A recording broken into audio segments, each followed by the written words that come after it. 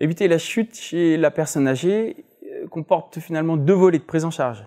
Il faut s'occuper bien évidemment de la personne et de l'environnement dans lequel elle vit. Pour l'individu âgé à risque de chute, il faut toujours faire attention à améliorer certains facteurs qui sont améliorables. Donc on peut par exemple améliorer la vue, être sûr que les lunettes sont à la vue, que les lunettes sont propres, que les lunettes sont à portée de main par exemple. Il faut aussi améliorer l'équilibre et la mobilité.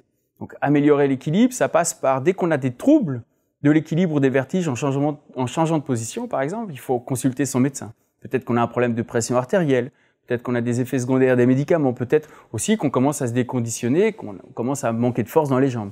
Donc, tout ça, ça doit amener à une consultation auprès de son médecin habituel. Il faut faire aussi attention à ne pas oublier d'utiliser les aides techniques qu'on nous a proposées, par exemple. Si on a un équilibre instable, utiliser une canne, utiliser un rollator, faire attention à ses chaussures, qu'elles soient complètement adaptées, fermes et stables. Faire attention aussi, ça c'est quelque chose des fois qui peut faire un peu sourire, mais à ces animaux domestiques.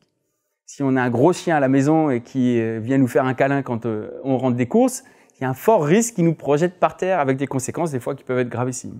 Donc il faut améliorer l'équilibre par une bonne hygiène de vie, une bonne hydratation, une bonne nutrition, de faire des exercices réguliers, faire attention aussi à les médicaments. Je reviens sur les médicaments, mais ça c'est quelque chose de très important.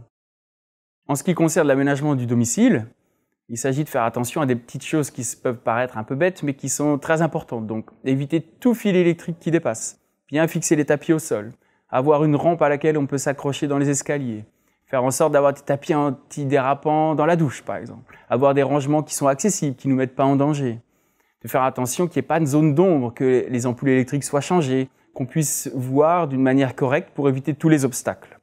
C'est au prix de quelques petits aménagements, comme ça, c'est pas grand-chose, mais qui permettent de diminuer vraiment l'incidence des chutes.